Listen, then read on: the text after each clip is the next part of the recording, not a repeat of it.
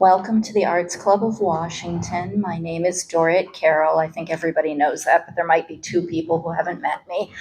We're delighted to see you. If you haven't been here before, on our website, you will see there are at least 3 or 4 literary events, as well as many other wonderful offerings, artsclubofwashington.org, many of which are free and open to the public. Take a look. I'm going to shill for the one I'm involved in the most. I'm chair of the Marfield Prize. The Marfield Prize is the biggest award for writing about the arts in the country. We award $10,000 to a nonfiction book about the arts. The reason you guys might be interested in this is because we invite the community to read and review the books. So on November 21st, we have the Marfield Tea. And the books will be all around this room in piles, and all you have to do is sign one out and agree to fill out the form, and you get to read a book for free, and we feed you. So put it on your calendar. We'd love to see you there. I'm going to blow through the bios so we can get to the poetry. Henry Crawford, yay, book release, is the author of 3 collections of poetry. American Software, published in May of 2017 by CW Books. His second collection, Binary Planet, was published by the WordWorks in March of 2020 and released as a second edition in 2022. Screens by Broadstone Books is his most recent full collection of poems. His poem, The Fruits of Famine, won first prize in the 2019 World Food Poetry Competition. His work has been published in Boulevard, Copper Nickel, Rattle, the Southern Humanities Review, and many others. He's a 2-time finalist for the Wurgle Flomp Humor Poetry Contest. He was nominated for the 2022 Riesling Award by the Science Fiction Poetry Association. He's the longtime co-host of Cafe Muse, yay! And producer of Poets versus the Pandemic. Michael Gushue has been published in journals such as the Indiana Review, Gargoyle, and American Letters and Commentary. His most recent book is Q&A for the End of the World in collaboration with Tim Roberts. His other books are Sympathy for the Monster, Gather Down Women, Poems and Translations, Pachinko Mouth, and Conrad, and in collaboration with C.L. Bledsoe, The Judy Poems, I Never Promised You a Sea Monkey, and Palace of Depression. If that title doesn't give you some hints, right? He ran a reading series, Poetry at the Watergate. He and C.L. Bledsoe run a column of very bad advice on medium.com called How to Even. He lives in Brookland in Washington, D.C. Kim Roberts is the author of 7 books of poems, most recently Corona Crown, a collaboration with photographer Robert Revere, Word Tech Editions 2023, and the forthcoming Q&A for the End of the World. No longer forthcoming. Yes, there it is. Got to update these bios. She edited By Broad Potomac's Shore, great poems from the early days of our nation's capital, University of Virginia Press, selected by the East Coast Centers for the Book to represent Washington, D.C. in the Route 1 Reads program. She's the author of the popular guidebook, A Literary Guide to Washington, D.C., Walking in the Footsteps of American Writers, from Francis Scott Key to Zora Neale Hurston, University of Virginia Press. Roberts co-curates DC Pride Poem a Day each June with filmmaker John Gann, and she's also the founder and mind behind our Pride Poetry residency here. Please welcome these fine poets. All right.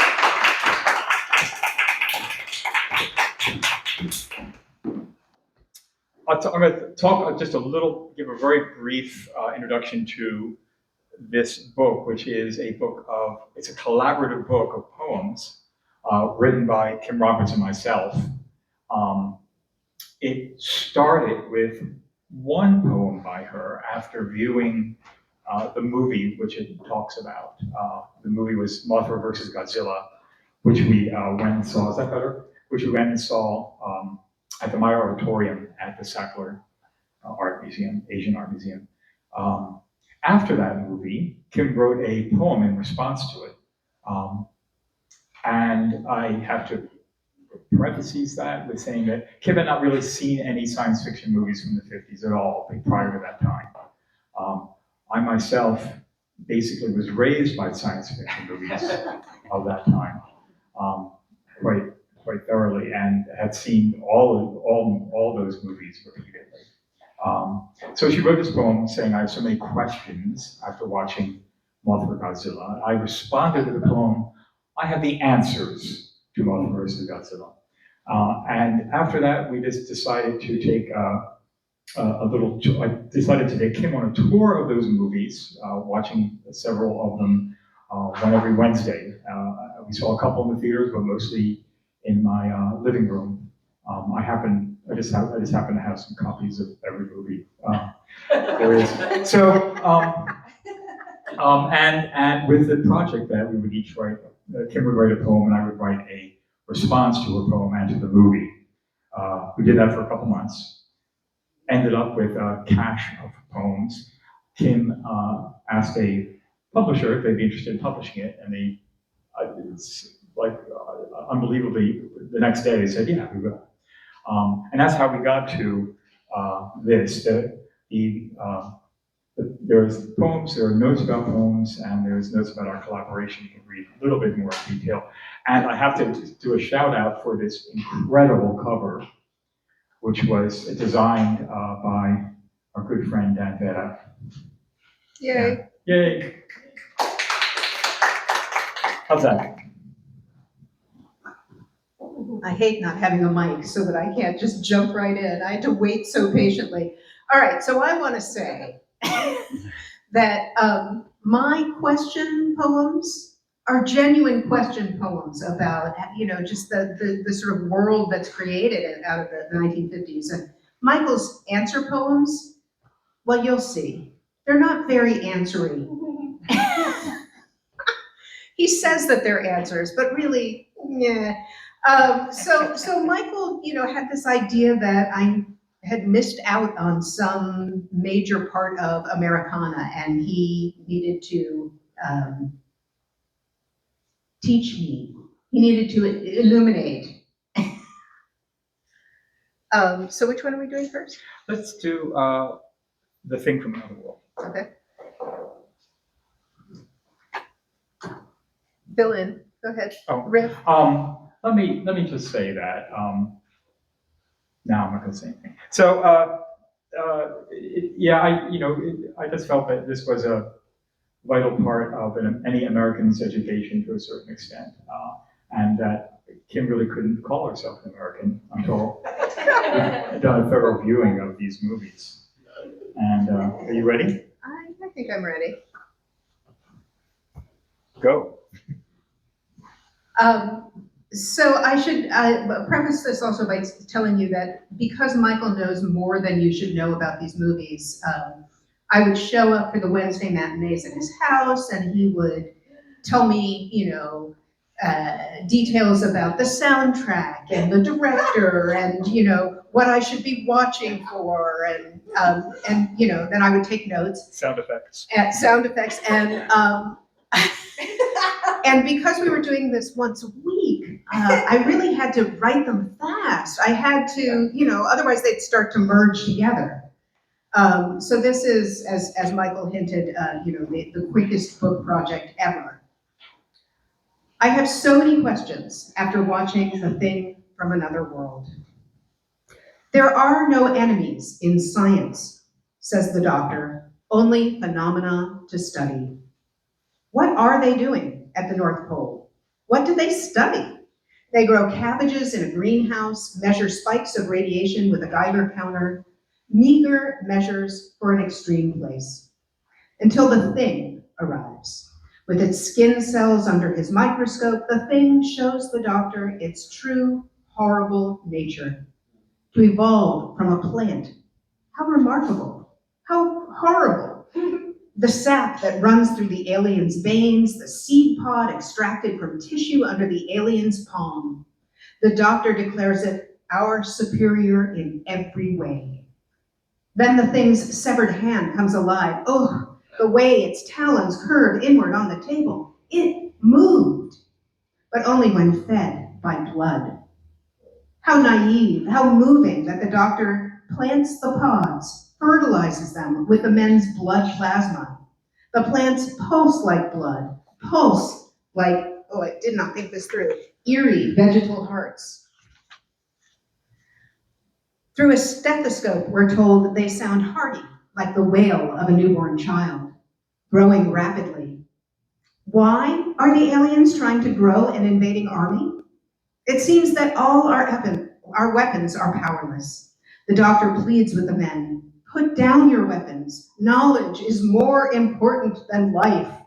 We owe it to our species. His life is not spared by the attacking alien.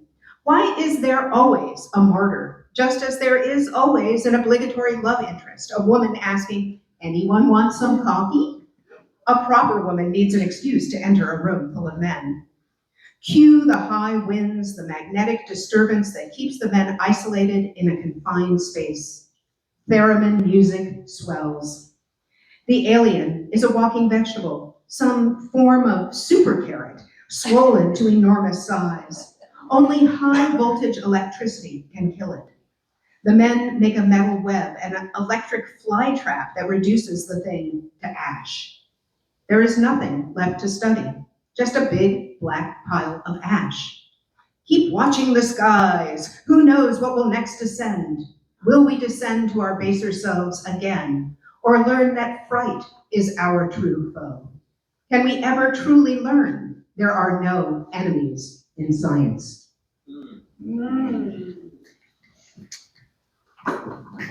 So, good. So my poem, like just about all of them, our titles are sort of consistent throughout the book. This one is I Have the Answers to the Thing from Another World. About things from another world, they were never wrong, the old filmmakers. How well they understood the need for a good siege, camaraderie, and fast-paced dialogue. How to get it all going with a compass that goes awry, a radio on the blink, and men fanning out on the polar ice, arms spread to outline a buried flying saucer. The 8-foot frozen alien will prove the smartest spaced rutabaga ever seen. Sap for blood, thorned knuckles. It regrows torn off limbs, raises an army from spores. Unlike soldiers, women know vegetables. You don't defeat a carrot, you cook it. A Geiger counter's tick builds the suspense until a Nobel Prize winner, too smart to spot the danger, tries to reason with a potato intent on drinking men's blood and taking over the world. After the thing's reduced to ash, we're left with knowing how easy our displacement is, how close our obsolescence might be.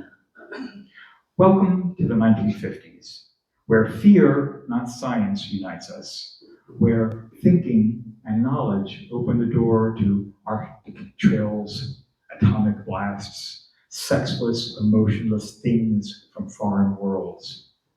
Keep watching the skies, that sleight of hand of nothing up the sleeve. Another way of saying, pay no attention to the little man behind the curtain. So. Next, we're going to do. Did you want the blog, or do you want to? Let's do. Well, we're going to do. You want to jump to the blog? Or you want to do one in between? Let's do one in between. Let's do War of the Worlds. Okay.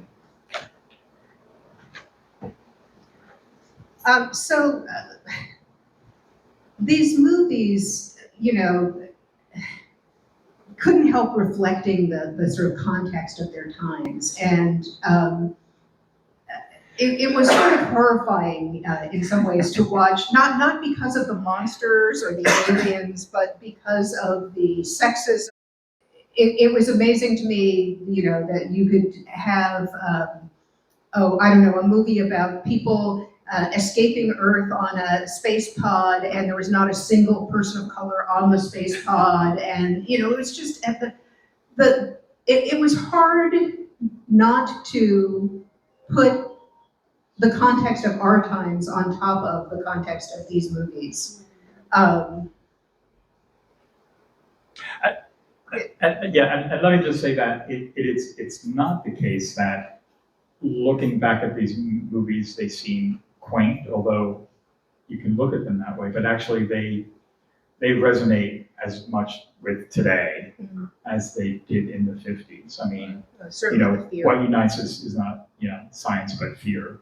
I don't believe we're quite past that yet, for example. Okay. Anything they need to know about War of the Worlds? It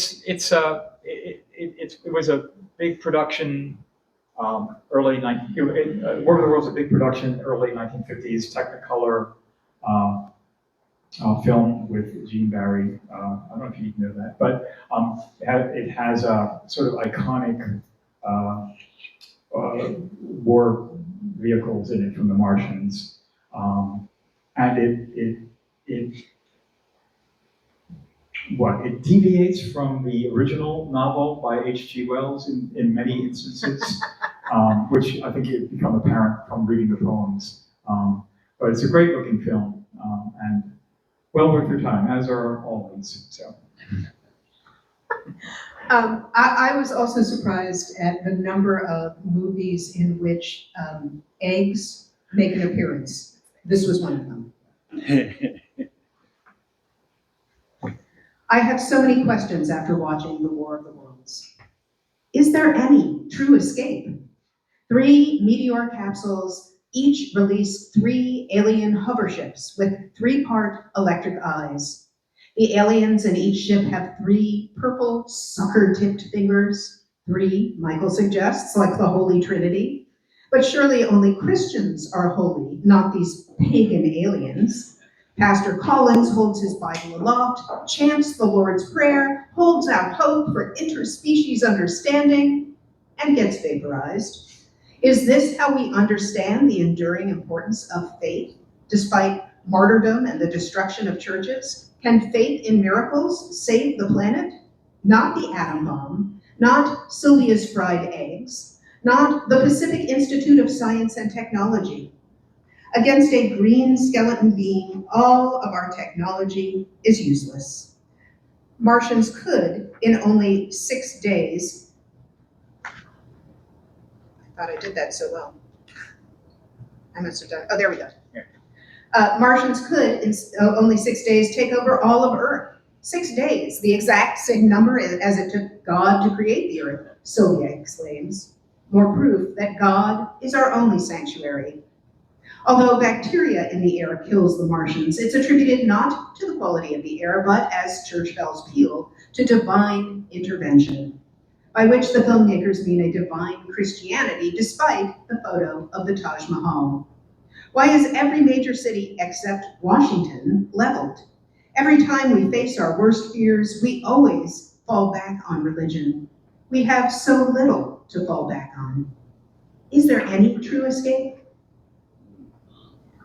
I'll provide an answer that's not in my poem. The reason Washington is not shown as destroyed is budget.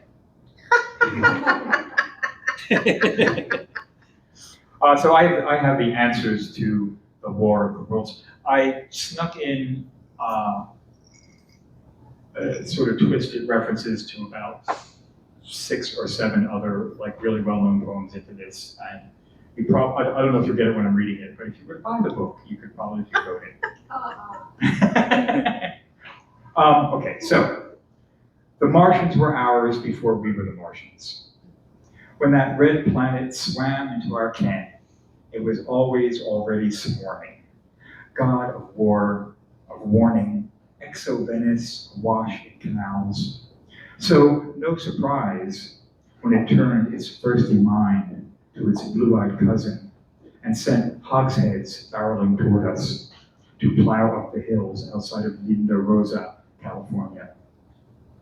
It takes a hunky astrophysicist with 1 day's stubble, leather jacket, fishing rod, reel, tackle, and glasses to ascertain that it was no meteor that fell, but scientifically speaking, a gizmo from another planet. The Martians' war engines rise up Danish, modern, and graceful. Those floating manta rays with cobra necks and heads for gun turrets blast out heat rays and blobs of green mesons. It takes a whole army, an army's whole artillery, infantry, Northrop YB-49 flying wing, and an atomic bomb to demonstrate that we're defenseless against their machines. It's time to destroy civilization. London, Paris, don't forget Los Angeles. When a whole city is in ruins, it takes a big crowded space like a church to find your lost girlfriend, where nothing is safer from heat waves than tall stained glass windows, where you watch the juggernaut predators wobble and crash, their snaky necks drooping, a trap door fall open, a jittery three-fingered hand drop out, quiver, and die. White flags, weapons, not even science worked. It took Earth's germs to wipe them out. Our cities are rubble now. We've become an angry, looting mob. Near anarchy is loosed. The lessons we learn are harsh ones. Only God can kill the Martians. So, Shu, you want to do the blob and then our first one, or how much time do we have? Like 5 more minutes? 5 more minutes. Let's go to the blob and then the last one. Oh, okay. Yeah. Just skip over Mopra. Yeah. Let's do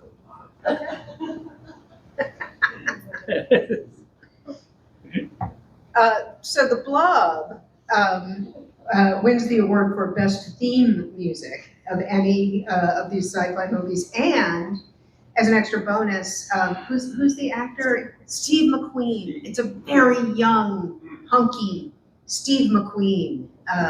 Might have been like his first Starring role. Yeah, first starring role. And it takes place in Pennsylvania. I have so many questions after watching The Blob.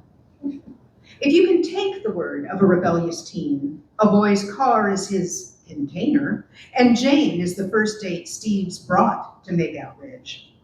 Jane, with her crinolines and red lipstick, her worried look after kissing, sneaks out when her parents aren't looking to join the gang of teen pranksters, Tony, Mooch, and Gig, racing their hot rods in reverse down Main Street. The jig's up when the meteor falls and cracks open like an egg. Inside, a viscous goo throbs. The old hermit who resides in a shack goes first, then the nurse and doctor who treat him. How does the blob absorb flesh? The doctor's trichloridic acid can't stop this alien parasite. Bloated with human blood, the blob rumbas to each new site, feeding on the town mechanic and all the pub patrons, but the police won't listen. They suspect more teen angst. The police just call their parents and send everyone home to bed. At Wiedemeyer's grocery, the kids hide in the deep freeze. I'm betting it's the end, but no, cold stops the blob. It disappears while Jane huddles between hanging sides of beef, then reappears to ooze through the vents of the projectionist's booth. Teens run screaming out of the Colonial Theater. Ah! Next, the blob overruns a diner, ruby red and grown large enough to encase the whole building. Who will listen? The teens wake the whole town with car horns, the air raid siren, the fire alarm. How many must die before adults are sufficiently alarmed to take the word of one rebellious teen? I think our next reading, I'm going to let you read the poem, then I'm just going to read my notes. I like those actually more than anything I've written. I don't have time to go into it now, but. Well, we should say as extra added value in the book that Michael added extensive notes at the back on each movie about the director and the music and a list of additional movies that he wished had been part of my education. Required viewing, and some of you know, all of them worth it. I have the answers to the blob. What's up with the blob? It plops down from space, a glob of red goo, and slurps up a stick to glue itself to an old man's hand. From then on, it bubbles and blebs its way through the populace, slurps the gobbets of guys into its maw without jaws, an unstoppable glop of malevolent gel.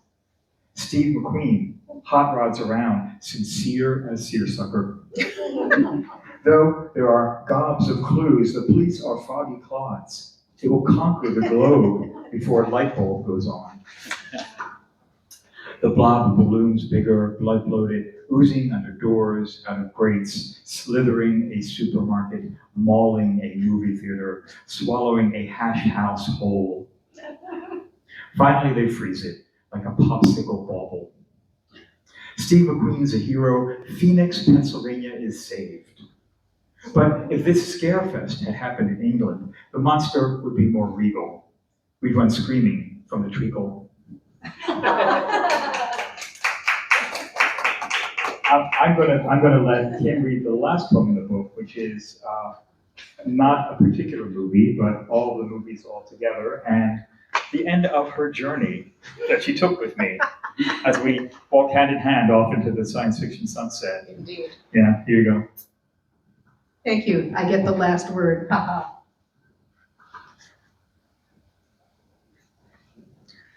I have so many questions.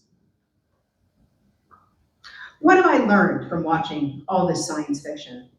But science is a lot more like fiction. Look thoughtfully at a beaker, wiggle some dials. If something in the dark wiggles, pull out a gun, not a Bunsen burner. Consider the end of mankind.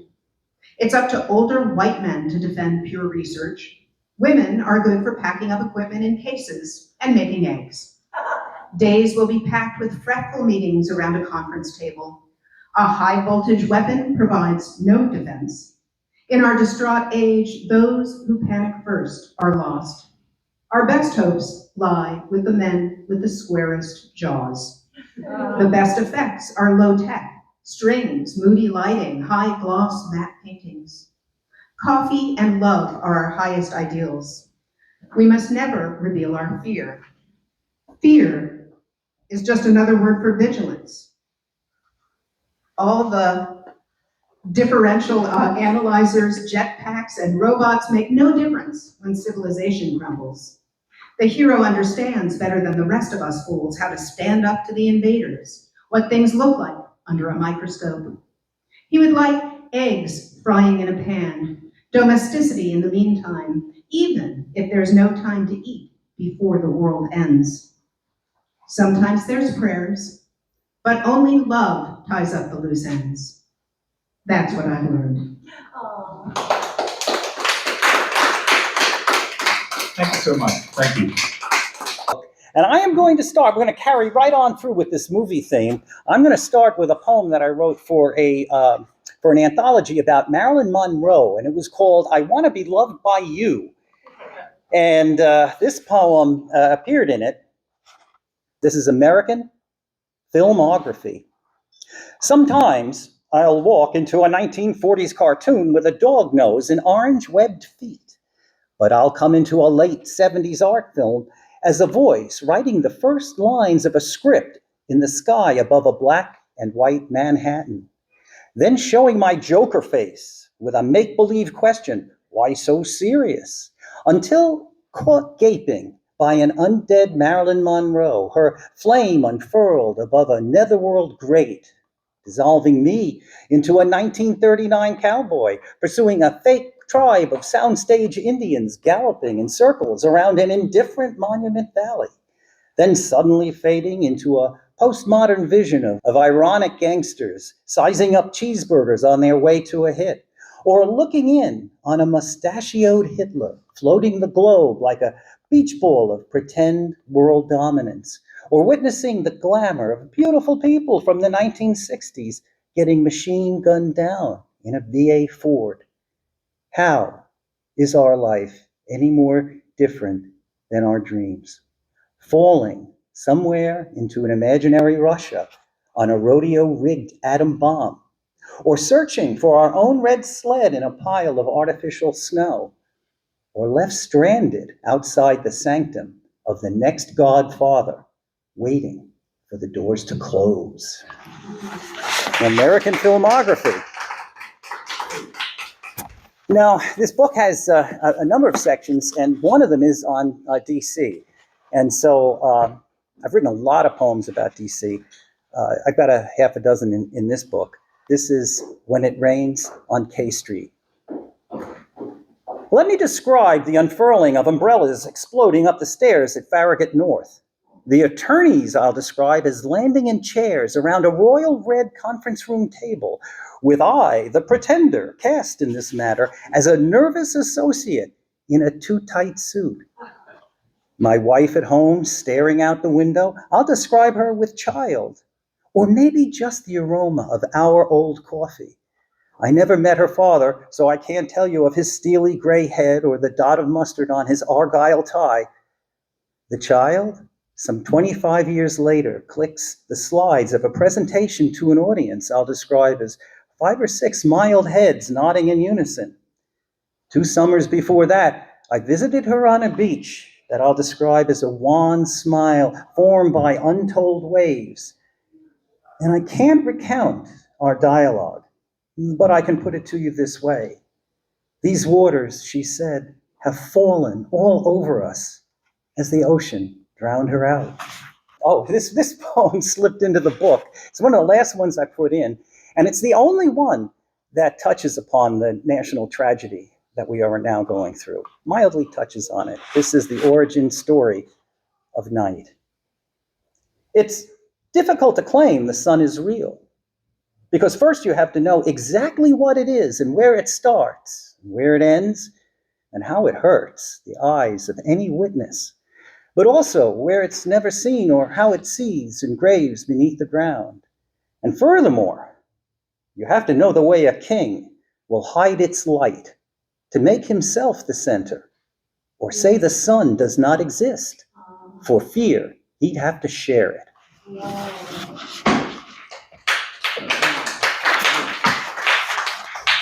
It slipped in there. This is, I've always wanted to write, and all of the books have a big poem on Washington. I always tried to write the Carl Sandburg poem of DC. This is my attempt in screens. This is City of Glass. Despite the New York Avenue horn parade of Tesla and Toyotas driving semi-blind under the slant glare of September sunlight, an echo of the days of '68 still reverberates in the alleys of the squat skyline of Cashbox Towers, multiple night hotels, Smithsonian caves of geologic time, of air and of space, of Rembrandt suddenly seeing himself old under the rectangular eyes of Martha Rothko, overseeing the cars below, slowly rolling into the dark of basement garages. 4th floor Patty and 6th floor Tom working a whiteboard of donors plotted against possible opportunities, while shiny-shoed partners fill in the blanks of untimely timesheets. And Metro Center regulars huddle around a bespoke Edward Gibbon-style profit, measuring the decline and fall of stocks, of housing, the rise of gold, of crypto, of Midwest cattle futures, and winter polar bears slogging the last of ice along Alaska's North Slope. Night is harder to see, better reflected off the glass of after-hours saloons, of deal makers and deal closers, deal runners and deal seekers, working under the blue moon, illuminating the statue of homeless G Street Jesus, eternally wounded and infinitely asleep, while under a metro overhang, along her makeshift urban tent, an angry madwoman brings to a conclusion her argument against the stars. Okay, and these are a companion pair of poems that I try to describe. That moment of happiness that you get that just comes and then disappears as soon as it gets there. This is Jersey City. It was probably just the gentle tapping of brakes, the way a car will come to rest at a red light in the rain. On the corner, there was a green and white go-go mart. appearing in the rainwater light of my windshield. It's a night store, open 24 hours, and I was happy to see this store. And the items inside, crayon bright, set out in rows by a red smock woman working alone, her outline melting in the drizzle of my window, minding her store at night, her freezers, her magazines, her lotto machine, her coffee pots, all quiet and still. She was a red smock woman, her store, a fluorescent rainbow cast across the splashwater street, and I was happy to be stopped waiting on this floored corner of paradise as the light was turning green. And this is, the companion is on the next page, and it's called Moosography, as a reference to Elizabeth Bishop's famous poem, The Moose. And the happiness in that poem, I tried to sort of get into this one. This is Moosography. On that meteor shower night, you nudged my hotel robe open, the way a moose will nose the gate of a farmer's fence with antler-like surprise. Like when you told me the 5 crazy things you believed in most, and 5 moose appeared on the crest of an apple tree hill. And sometimes we'll be recalling those strange, hard days, and you'll work gently with moose awareness to suck the sugar from a maple reminiscence, as when I was writing the poem, Jersey City, and a moose looked up from behind the counter of a rain-washed 7-Eleven to show herself in full. Yeah, so there's prize fighting is not exactly a target of a lot of poems, but for me, there's almost no better metaphor for aging and how life beats you up. Put on your raging bull mind in this one. This is, and the title card is the name of the poem. St. Nicholas Arena, New York City, 1951. 4th round, right cross blow, lonely, soundless, stranded, spent. I had that punch, had it. 10 years gone by, I could turn a man into a sponge of blood, rumpled, broken flesh under the lights. Put him down in naked, lonely pain. His crown taken. I had that punch, had it. 5th round now, legs gone soft, knees adrift, air. I need more air, lungs gone, my feet waxed, melting. What's this? Weakness? Pain right here? Round 6. Now stand up, stand up. 10 years gone by, showed me the ropes. I'll be the champ, I told them, taking punches, rights and lefts. I had it. Each year a bit harder, I thought. I will do this, or I will do that. Now gone. Softened my head, flattened my feet. Boom and boom again. Death's electric kiss wobbles the world within, smells like burned wires. That's the punch, that's it. Skin deserting, brain befogging, blade dull and soft, no getting up. People standing, people in unseen rows, shades harder to tell, sounding in dim light. Colorless, time, you tuxedo devil, waving me down under the lights. Now, one of the things about writing these books that I write, where the poems go all over the place, is I always have a poem for almost any time of the year or any kind of an occasion, even sad ones, like the one that we've had this week, and the gun violence of that we've just been experiencing. This is American Shooter. To fly through glass, pierce, break, bleed through skin, to gleam in rifle barrel black, to go round in rounds of pop and pop and pop, pop, pop, to watch, to make, to break the skin, sense the clocking speed of sound, to sing in slugs of happy feet dancing, numb on deafened sideways ground. Explode now, you diamond fire bullet. Feel the hammer fall. Say unto those, I'll show them, and then, and them again. To leave these cities pocked, null, unstoppable, unclaimed, hurt. Cue the music, flatten those jaunty faces, take aim before the eyes. Go open, begin now. The mute aftermath, be all noise and noiseless, and quick, make it finally quiet. Okay, so I got 2 more that I want to do. And this one is a love poem to my wife. We just finished celebrating 47 years of marriage. And the interesting thing about her is she doesn't like poetry and she doesn't read my books. So she doesn't know that every one of them has 2 or 3 poems directed directly to her. I don't think she wants to know. And that's okay. But this is to her. It's called An Open Piano. It was the day I noticed the mustard jar squatting heavy on the refrigerator shelf. The day I looked up the word awkwardly in our blue promiscuous dictionary. Yes, it was the day I noticed my socks running out of thread, so I called upstairs for a hand. That day, the one when the telephone was left off the hook and almonds broke out all over us. The very day I handed you my driver's license and took you a glass of warm, refreshing milk in a careless, never-ceasing way. You know, that day. The time I heard a sound like a salon coming out of our living room. The day I looked up to see the black enameled cover lifted off the piano and keys exploding all over your finite grin. Yeah, it was that day when nothing stood between us. And I was in this city, and I walked along. It's on the side of a sea, and I was distant. I could see the city in the distance, and I was about a mile out. And I began to walk along the waterside as the night was falling, and while that was happening, I read this poem. Came to me, and I read it in my phone, and I didn't change more than a couple of words in it.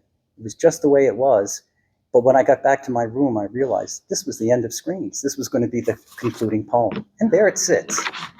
Monemvasia Nocturne.